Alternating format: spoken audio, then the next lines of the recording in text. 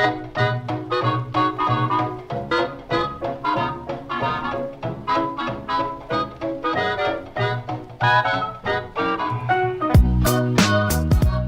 and welcome to Movie Film Studios, the only podcast that takes you inside the mind of two film studio executives as we unravel and then re-ravel the best that Hollywood has to offer. I'm Isaac. And I'm AJ, and this week we surgically made our eyes the size of saucers so that we and our crew of kids from the 90s could skateboard our way into the past to solve one of the most famous murder cases of all time. But before we get into something new, it's time for something old as we check in on our last feature in Box Office Report. So last episode we released the film Killer Hunter. Killer Hunter, yes. A stark apocalyptic future where there's political hostilities within the Australian national landscape. Yes. In a way that actually tears the landscape asunder. It manifested in schemes from various locations within Australia to literally break the country apart. It did. So we made that film, but the end product's a bit weird, and I'll explain why.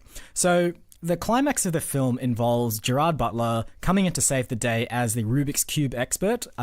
It is, of course, the only person you can turn to when most of the countries around the world have been literally torn asunder. So we needed someone like a Gerard Butler type to basically assemble the world back together. Yes. So the Rubik's company heard that we were doing this, and they were like, great, we're on board. And they sent us thousands of Rubik's Cubes, right? During production. The thing is, though, all the actors, the producers, us, the director, everyone on set got their hands on these Rubik's Cubes, and they were addicted. As soon as they started using them, they were addicted. We couldn't even get them to stop when we were rolling film. The director was like twiddling with it when he was calling action. The DOP, she was just like pointing the camera in any direction she wanted. So we really had to be really artful when we edited it because all the actors on camera are all operating Rubik's Cubes. So some of the shots in the film are basically just like from their eyes upwards, because if we got any lower, you'd see that their concentration was like fixed to a Rubik's Cube. Yeah. The film itself, a little bit weird. It's sort of a bit hard to understand what's going on. Shia LaBeouf, just was in the zone for Rubik's, but just would not say any of his... We had to dub all of his lines in afterwards because, the scourge of the Rubik's Cube. There were a couple of shots, instead of having like a tennis ball on the end of a stick, we just have a Rubik's Cube on the end of the stick. It was horrible. Like, we couldn't use it for green screening. It's true, but it definitely meant that the actors maintained eye focus at the right level that they were supposed to be interacting with the CGI monsters. They absolutely did. That was great, but... Wait, we had CGI monsters in this too? Yeah, it was... okay. Did you not see the ending where it goes back to the original sort of Pangaea and Gondwana land and Australia's megafauna? Yep. Because it's also back in time as well, comes back to life. Okay. And you have giant monsters as well. Yep. Yeah, and our CGI artists actually rendered them using Rubik's Cubes as well. So Yeah. we had to, again, artfully cut into the frame to make sure that no Rubik's Cubes snuck in. I don't know, there's probably still a fair few Rubik's Cubes in the film itself. Yeah. I'm sure if you check one of those, like... Reddit forums, there's going to be... Did you see it? 1 hour, 3 minutes and 33 seconds, frame 12? Yeah. You can see the top right corner of a yellow and white edge piece. Yeah, and then someone, like, in another thread was talking about the discontinuity between scenes as well, because, like, in one scene, the Rubik's Cube is almost complete, but in the next scene, it's not. Yeah. So we can't satisfy anyone, clearly. That was Killer Hunter or Hunter Killer. It was Killer Hunter, wasn't Killer it? Hunter. Yeah. I think the other Gerard Butler film is called Hunter Killer. I think you're right. All right, on to this week in trailers. And first trailer for you today is Lizzie. Not based on Queen Elizabeth, but actually Lizzie Borden, the I guess notorious serial killer from England at some point. England? No, it's in America. Oh, it's America, sorry. Yes, you're right. We're in America, sir. Everyone has enemies in America. Yeah.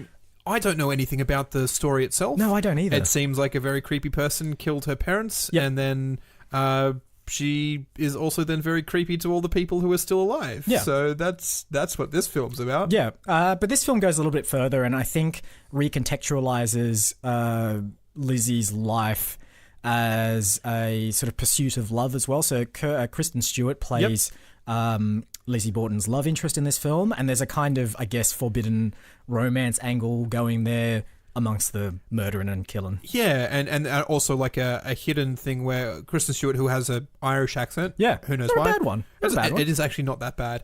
And obviously falls for Lizzie Borden, and then obviously potentially discovers her more sinister, darker side. Possibly, yeah. Lizzie's like, now that you see me, what do you think? And she's, are you scared? And I'm like, oh, this is a weird film, yeah. And surprisingly, no one in this production, aside really from Kristen Stewart, has any pedigree. Yeah. It's like a first-time director for film. I think first-time writer for film as well. And they really don't have much else to their names either. So who knows? And well, I mean, this trailer had the huge amount of like accolades attributed to it. Like, you know, the ending will shock you. And wonderful like Kristen reimagining. Stewart's on-screen chemistry is yep, that too. So, all of that stuff that you get. Yeah. So who knows? This could be awards fodder, or it could just become fodder. Yeah.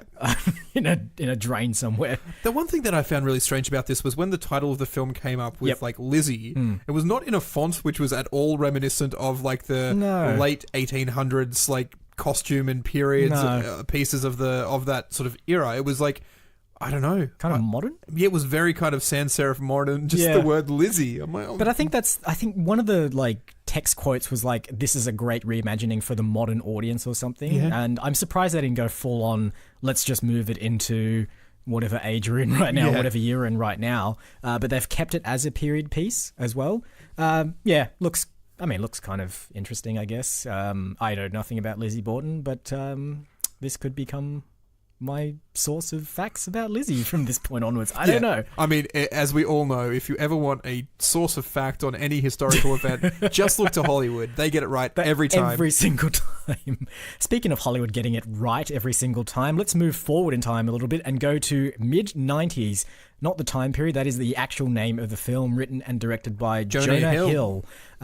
This is a film sort of set in the style of a nostalgic look at a time period through the eyes of a sort of young boy who falls in with, I guess, a bunch of youths of the time as skateboarders. Skateboarding delinquents, weed smoking, drinking. Yeah, just sort of like miscreants around town, not really getting into fights or anything like that. But, you know, hanging outside the drugstore and the owners don't want him there, or breaking into the school after hours so they can use the park benches to grind their sick skateboard skills. Sort of mischievous, I guess, in that kind of Los Angeles style way. This film looks great. I don't want to like sugarcoat it at all. It actually looks amazing. In terms, like for someone who is roughly that age in the 90s, it kind of feels right. The texture of the film quality looks right. They've shot it in a 4:3 aspect ratio, which kind of looks right as well. The soundtrack looks good. The fashion's good. Even everything looks a bit dirty and a bit grungy, desaturated as well. And I'm just like, that's exactly what the 90s looked like. Exactly. We didn't have color then. So I mean, everyone sort of sees the early 90s as like, I suppose early 90s was very fluorescent. Yes. Fresh Prince of Bel-Air stuff. This is mid-90s. In case the title didn't clue you in. That's the one, like, bugbear I have to sort of direct at this film. Why is it called mid-90s? I mean, we can tell it's the mid-90s. No one born after the mid-90s, rather, is really going to see this film and wonder, what magical time period is this? Is it the 1890s? No. It kind of feels as though, like, as if Jurassic Park was just called Dinosaur Movie. Just like it's blatantly just stating exactly what it is. Exactly. Mid-90s. Indiana Jones, Adventure Man. Yeah. Exactly. So aside from, I mean, I guess Boyhood kind of had the same thing as well, but even that sounds more whimsical. It's a little bit more poetic. It's not specifically just blatantly stating exactly what it is. Film about boy. All right, see that, I don't know when, sometime this year, but I might go see that. Yeah. I might take time out of my busy producing schedule and go and see it. All right, final trailer for this week's episode is Alita Battle Angel. I'm not sure if we've talked about this or not, but this is the sort of first full trailer that we've seen. We definitely watched a teaser probably 4 or 5 months ago. Yeah. I'm not sure if it made the cut or what happened with it, but this is, as you said, it says trailer number 2, and it is much more of the story behind the film. I mean, I can see why it didn't make the cut last time because it looks horrible. So it centers around an android, I believe, called Alita, who was found by Christoph Waltz. Yep. She looks like effectively looks like a normal human, except she has these gigantic CGI written eyes. It's as if they've made anime characters come to life. Exactly, where, yeah. You know, the eyes are just grotesquely large Stupidly on this large, very yeah. sort of like elfin face. Yep. And it's kind of creepy to look at. Yeah. There's certain moments where this thing sort of like turns around and you're like, oh, this is not a horror film. All right.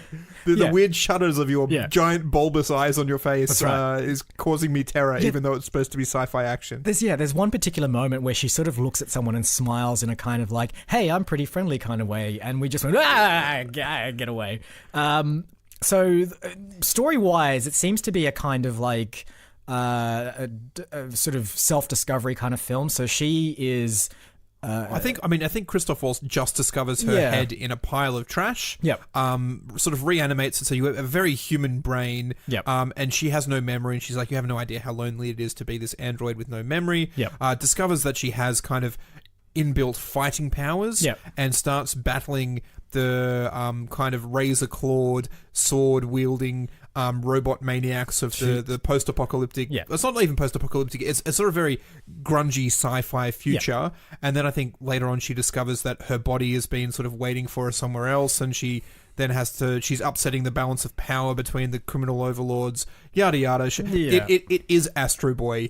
But a girl. But a girl. Yep. Exactly. Based on a manga of a very similar name, Battle Angel Alita, and it just looks boring, right? It like does. The trailer does all these like elaborate CGI fight sequences, but you don't care because like the fight, like the things that she's fighting are just there. Yeah. There's no reason for them to be there. They're just there. They're just there to give her something to punch and kick and use turbo lasers at. And I just like, I'm so bored. I am just so bored watching this. Comes at us from the lovely producing mind of James Cameron and John Landau. But I just don't care. Is Robert Rodriguez involved in this one at all? Robert Rodriguez directed it. So it's got that kind of, again, like over-the-top action that you simply cannot care about. I cannot empathize with computer models fighting computer models. No. Like, it's the problem I think that the Matrix films had where the first one, they did all wire stunts. Yeah. And it looks really great because the actors are actually in those scenarios fighting it. And then the second one, it's just Keanu Reeves' CGI character fighting Hugo Weaving's character, and it looks stupid. I'm like, I just don't care. Yeah.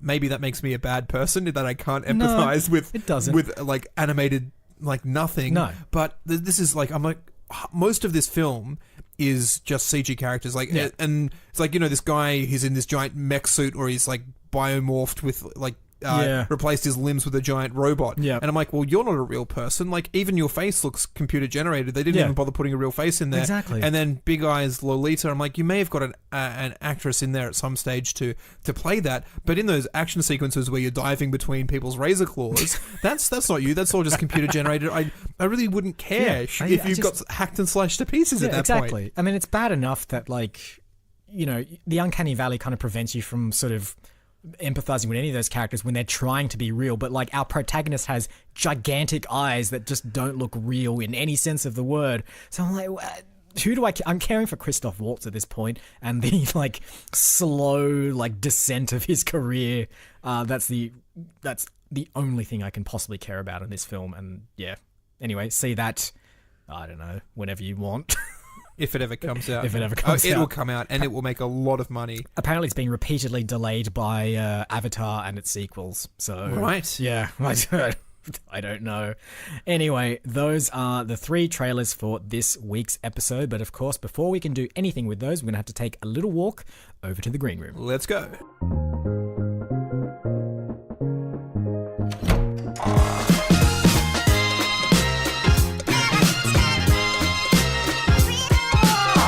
All right.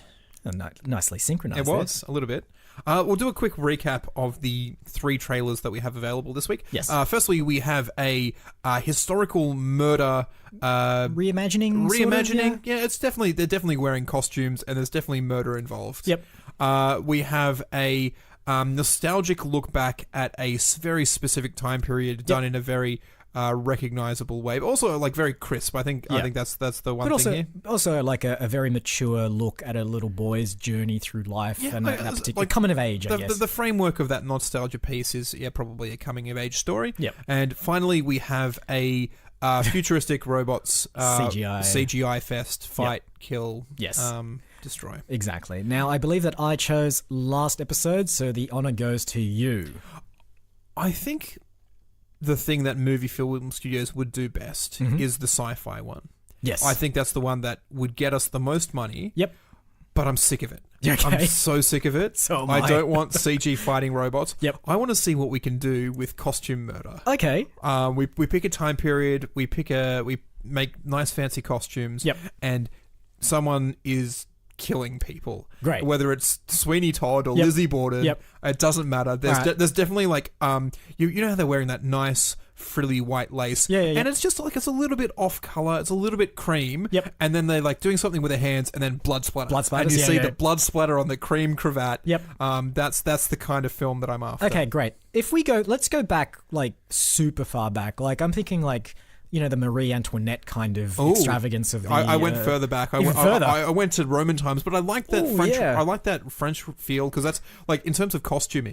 Got a lot to play with there. Yeah. So we'll do it around about that time. What is that time period? There's a particular name for it. It's Baroque, maybe. Baroque. Yeah, maybe. The Enlightenment is the historical period after the Renaissance. That's sort of focusing on the French discovery there. Yep. I mean, I chose that period purely because I just like the impracticality of a murderer having to dress like that before they can go out and murder. You know what I'd like? Yep.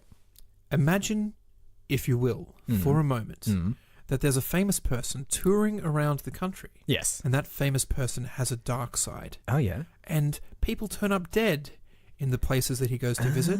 Yeah. And people turn a blind eye because he is the music prodigy Mozart. Oh, and yes! Mozart is a secret serial killer. Yes! Killing people from Salzburg to Berlin to Barcelona, everywhere that he goes. Yeah. Okay, I love this. All right, so we're reimagining Mozart's life. Was Mozart the deaf one, or was that Beethoven? That was Beethoven. Okay, dang. But... I mean, I'm sure that they kind of lived it similar. It's a reimagining, doesn't matter. Yeah. So Beethoven. So in the classic film, like I think in 1984, I want to say Milos Forman did Amadeus. Amadeus, yep. They build up a bit of a rivalry between Mozart and Salieri. Yes, okay. I want to cast Salieri as like a Sherlock Holmes style character who is like always like is on the case of this person and potentially doesn't even realize that this sort of young musical protege who he's mentoring is also the secret murderer. Yes, so like right under his nose, his protege Mozart is the one that's going out. So like when I love this because you can do like little cute things as well. Like, why haven't you practiced today, Mozart? Oh, I just was a bit busy. Yeah, like I just forgot. Okay, yeah, great. So excellent. This is great because what we can also do is recontextualize like stories about Mozart and rumors, even some of the songs as well, some of the pieces that he wrote. Imagine like Moonlight Sonata. Is that one of his? And it's just like he like gets the idea for the tune as he's like slicing someone's throat. Exactly. In the moonlight. I think that he may have been credited with writing Twinkle Twinkle Little Star as well, or something like that. Yep. But definitely like his first he was writing his first concerto at the age of 3. Yep. And he'd already murdered. Oh. At that age. 3? At the age of 3. Well, okay, we're going to have to elaborate on this because what? How? I'm envisioning maybe tiny little Mozart. His mother has fallen asleep in the bath. Yep. What's that? Mozart's hands pushing down on her face God. as she struggles to breathe. Not even accidental, like actually vindictive. Wow, so you're saying like in this Mozart is a maniacal like villain. Absolutely, but he does it with that sort of like cold, calm pathology that you sort of get from Christoph Waltz in Inglourious Bastards. Had that I am so calm and collected as I murder people. Yep. This is this very sort of dark, calm facade that Mozart brings to his horrific serial killer ways. It almost like flows to a rhythm, perhaps foreshadowing a potential future career as a musician and a song. What do you call a songwriter that isn't a composer? Composer, that's the word I'm looking for. Okay, so I really like this, and I think Mozart's one of those ones who tragically died young. Yes. Or did he? No, I'm actually thinking there's a showdown with Salieri. Salieri, yeah. And what history doesn't say is that Salieri got to a point where he just had to kill Mozart. Yep. Because, like, if he didn't kill Mozart, Mozart would just go on killing. Yep. And he's like, can I deprive the world of even more beautiful music? Yeah. Or do I have to protect the world from the monster that is Mozart? Can we also, I don't want to jump to the end here, but I want to do an ending that maybe sets up the idea that maybe he didn't kill Mozart. So you know how the end of Inception ends on that, like, spinning top, and you're not sure whether or not it's going to fall over and reveal that it was all a dream or it wasn't. Yeah. I kind of want to do that for Salieri as well, so that you don't know if, like, a la Hitler, rumors spring up that, like, Mozart is still alive and that his sort of past, like, his family since then has just gone on and continued the family trade. Yeah. So yeah, I think we should end it like that. Because, like, that kind of, like, journey within himself, Salieri, to, like, whether or not to kill Mozart and kill the music or let him live, but then inadvertently kill other people as a result. Yeah. I like that kind of, like, dichotomy there. So I think we should do that. Just at the end, we don't know. We don't know if Mozart dies or if he lives to kill another day. Yeah.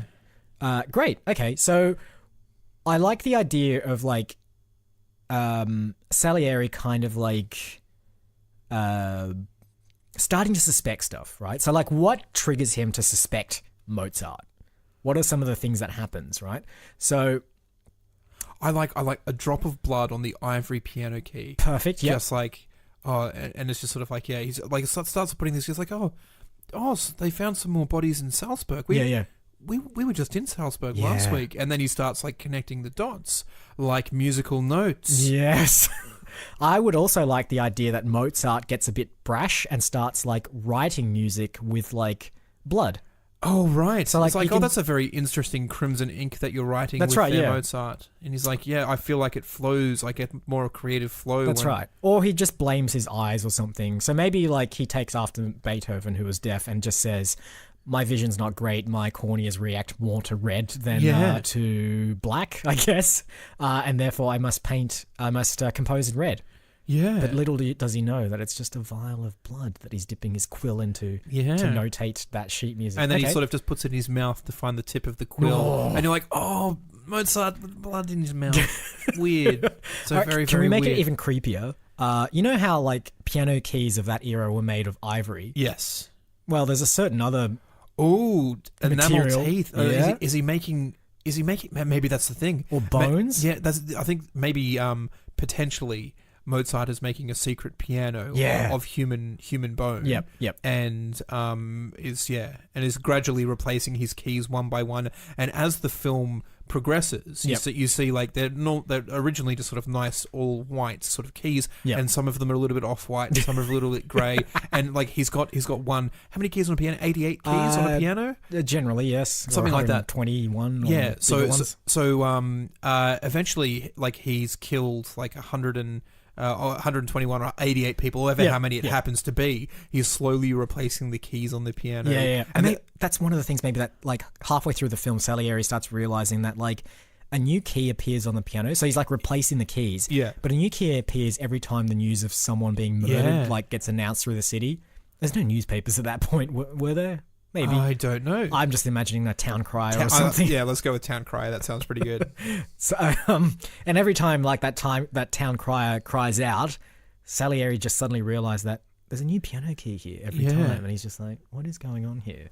All right, this is great. I feel like this is also Silence of the Lambs-esque. Buffalo Bill sort of collecting victims to make the skin suit. I vaguely recall watching a film called Perfume. Yes, which is based on the book by Patrick Susskind. Yes. I think his name is. And this feels very much like the same sort of period, and I kind of feel as though he may have killed people to get their smells or something like that. Yes, he did, yes. I vaguely recall watching it with my parents and going, this is a really weird film. It's pretty weird, and the book is equally as weird. It has elements of that to it. Yes, so. I love this. All right, great. Now, we need to set up a showdown between Salieri and Mozart. See, what's really weird in my head, this is Obi-Wan versus Anakin at the end of episode 3. It's like I'm not sure where in Europe there's a giant fiery lake of lava. Yeah. But it definitely needs to be set somewhere there. So you really okay? No. It's gonna be a while to get there. I think a piano like duel of some kind needs to happen. So maybe Salieri like sets up a like, piano duel with Mozart. So maybe like Mozart leaves Salieri. So he's like, I've been taught enough. I've outgrown you. Yeah. I'm the better piano player than you.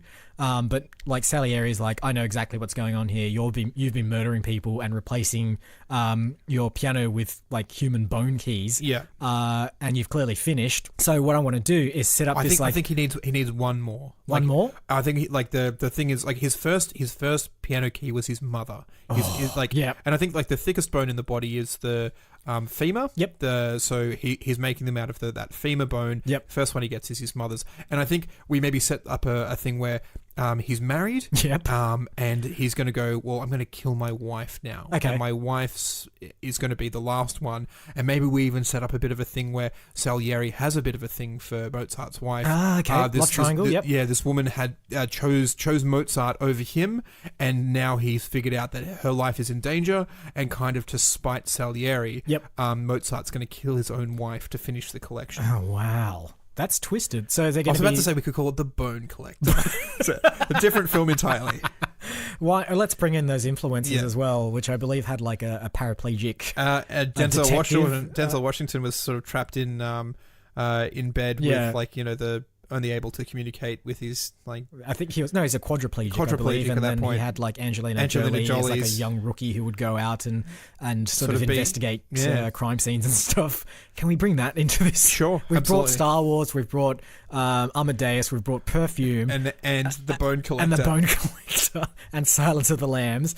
So yeah, I mean, like most film directors do this though. They always like look at films that they liked in the past. It's just benchmarking. Exactly. Like we're comparing our films against great films, or really weird films you watched with your family on DVD and didn't know what Perfume was, but it was definitely really strange.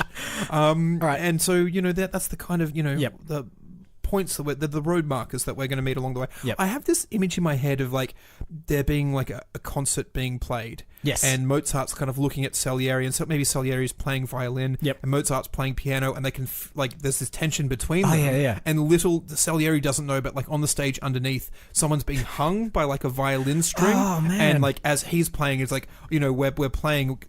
Are we going to rescue her? Is time going to run out? And Mozart's playing longer, and Salieri's like, I'm here for the music, so I've got to keep playing. But in the back of my head, I've got to rescue this person. And there's like this build up of tension. I've got a great way to do this, and another influence we can bring in. There's a classic Warner Brothers cartoon which involves Daffy Duck playing a piano that's been rigged with explosives, and when he plays a particular high note in the tune This Enchanted Evening, it explodes. Oh, right. So I like the idea that Mozart has like set up this insane rig that like one of the piano keys that in this piece is like one last note, which is like the highest note. And when he plays that note, it will trigger the trapdoor underneath the stage to drop, hanging the person underneath it. Yeah. Maybe it'll be the wife, actually. Let's make it the wife. And she maybe this person's actually on stage playing with them. Yes. And she's kind of like tears. She knows what's going to happen, and tears are running down as she's playing her music because she knows that as soon as the trapdoor opens, she's going to be on stage. The trapdoor's going to open, and she's going to fall down and be hung. Okay, so this is a private concert. Hanged? Sorry, I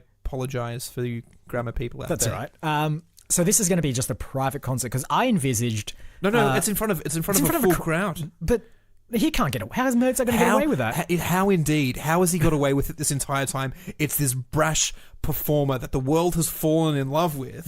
That he can and Salieri's like. He's getting bolder. He's killing people in front of a crowded house. Yes. Crowded house? Is that a good name for? And that's when he kills the woman that Salieri loves, his own wife. It gets to the point where he's just like, no more, and this triggers the showdown between the two of them. It's because Salieri's love is something so strong. All right, great. So how is that going to manifest then? Is Salieri going to like dive onto the stage and prevent that key from being pressed, or is it going to be like a la Daffy Duck and Bugs Bunny, where like Daffy Duck's always trying to get Bugs Bunny to play that note, and Bugs Bunny just sort of incorrectly misses it, and then Daffy Duck says, "This is how you play it," and then sets off the explosives. Is that how Salieri's going to do it? I think Mozart does press the button, and the woman does fall and is hanged to death. And then there's a chase scene through the streets. I keep saying Salzburg because, like, for some reason, I think Mozart was born in Salzburg and then moved to like Vienna. Vienna's another place. Let's do a chase scene. Let's do it in Vienna. Yeah, it's through the streets of Vienna. We'll have. I mean, there's so many opportunities to go through because he toured all around when he was younger. So we go through all of those cities. We get lots of different costume pieces. All of them bloodied up by lots of different gruesome murders. 88 of them, in fact. And so the final one is a chase scene through the streets of Vienna. Under the moonlight, the same moonlight that he wrote Moonlight Sonata in. Beautiful. So I'm just getting a call from the Academy, actually, just giving some background information on Mozart. So you are correct. He was born in Salzburg. At 17, he was engaged as a musician at the Salzburg court, but grew restless and travelled. Ran out of victims, rather. Yeah, exactly. And travelled in search of a better position. While visiting Vienna in 1781, he was dismissed from his Salzburg position. / booted out of the town for murdering too many people, and chose to stay at the capital. During his final years in Vienna, he composed many of his best-known symphonies and then died at 35. Only 35. Did he write Moonlight Sonata? Am I making that up? Maybe. Let's see what the... Oh, dear. The Academy is saying... No? No. What's the Moonlight one that he did write? A little bit of night music? Eine kleine Nachtmusik? Debussy wrote Moonlight Sonata, didn't he? Yeah, he did. Oh, man. That's all right. Sorry, Debussy. That's all right. I mean, or did he? Or is Debussy really just Mozart? No. I think there's something moonlightish that Mozart did. Maybe I'm thinking of a little bit of night music. The Academy is not really illuminating anything on that particular train of thought. Let me see what I can find for you. Did he do the Marriage of Figaro? Classic music is not my strong suit. What are Mozart's? Serenade number 13. Moonlight Serenade? No. It was Ein klein Nachtmusik. Yeah, a little bit of night music. Cool. Sure. Symphony number 40, first movement Allegro. Was one of his. I think he did Mumbo number 5 as well. Overture to the That's right. His family has continued on and is now like Lou Bega, who produced one song and then vanished from this earth. I think you're forgetting Lou Bega's follow-up song, I Got a Girl. Yeah, the follow-up song? He did. Oh, gosh. Okay. Not as prolific as Mozart, clearly. No. Overture to the Marriage of Figaro. Marriage of Figaro, there you go. Quite a famous one there. Rondo alla Turca. Apologies to whatever language that is. That's weird. Dave Brubeck does a song called Rondo really? alla Turk. Oh, there you go. Must have got it from there. Piano Concerto number 21, second movement Andante. And Amadeus the movie. He didn't direct that.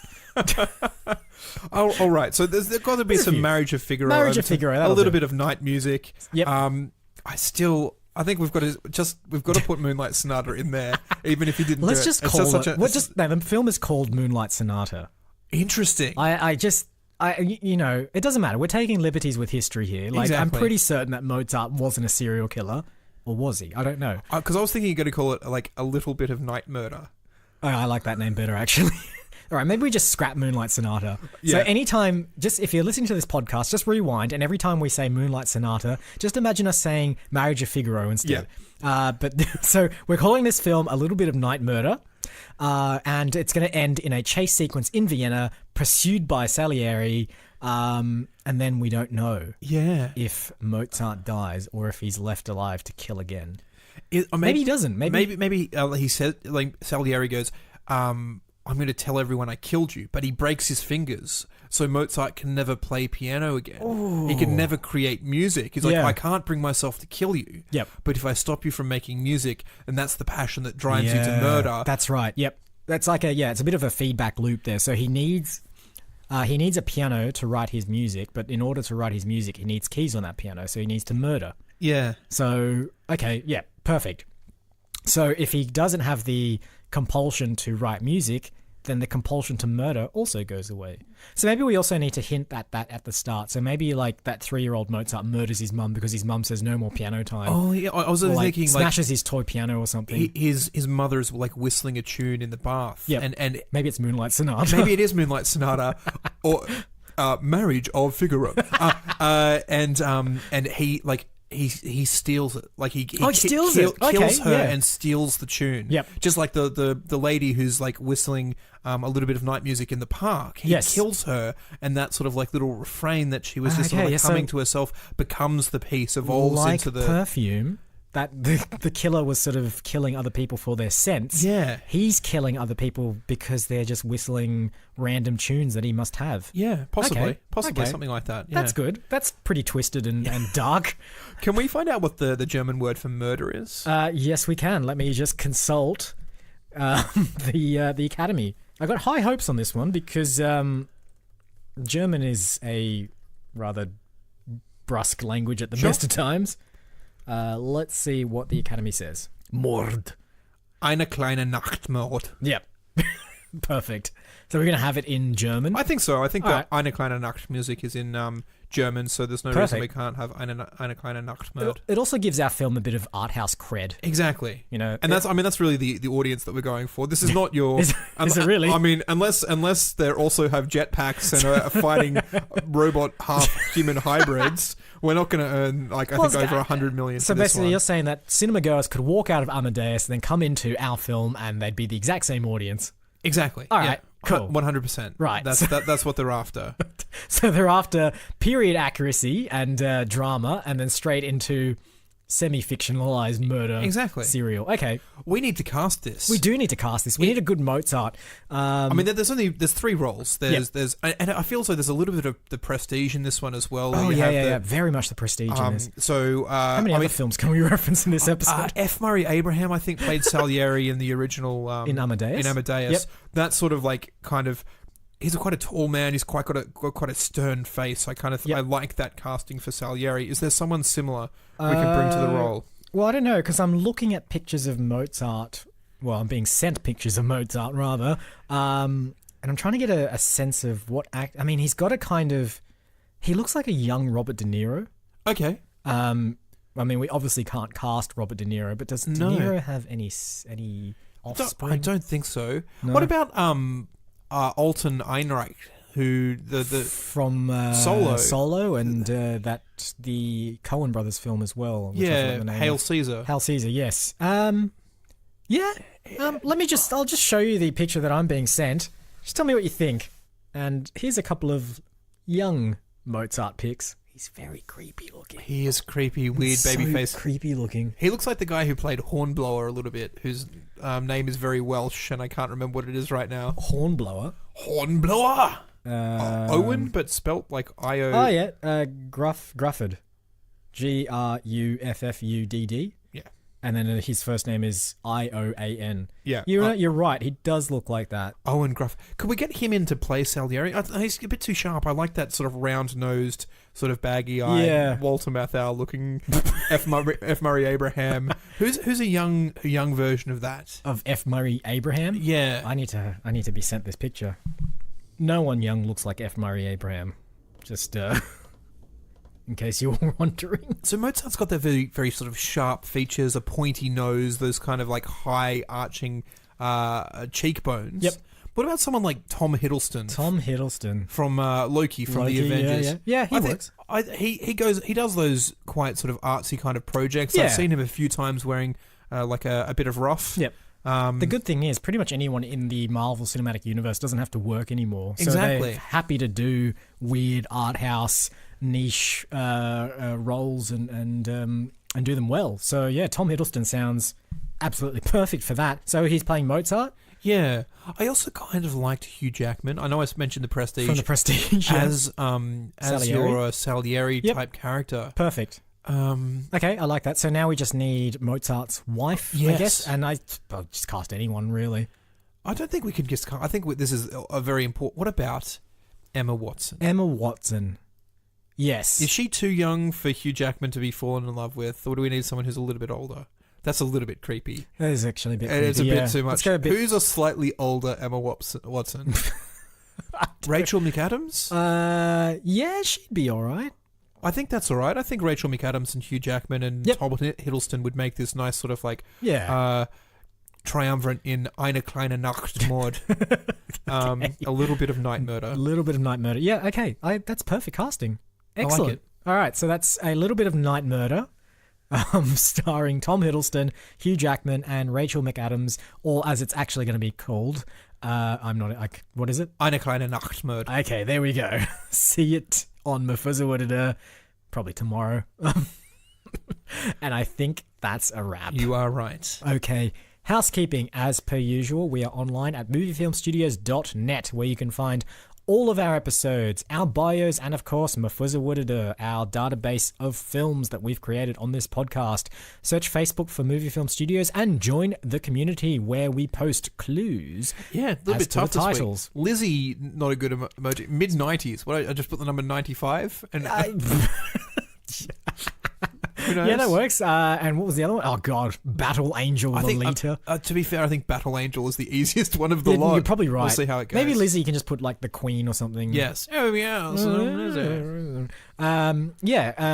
We are also on iTunes, Podbean, Spotify, and any other place that you get podcasts. We also just fixed a bug on our iTunes feed, which was cutting off most of our previous episodes. To be fair, it was only listing the last 20 episodes. Yes. And I think the last 26 episodes have been really good. Pretty good, yeah. So, I mean, there were 6 episodes in there that are really worth listening to that you couldn't access. You can get to them now. Yes, you can. If you want, give us a rating on any of those platforms, and we will be eternally grateful. And I do mean eternally. I will go to my deathbed knowing that you voted for us and gave us a good rating, and I'll be very happy about it. So please do that if you can.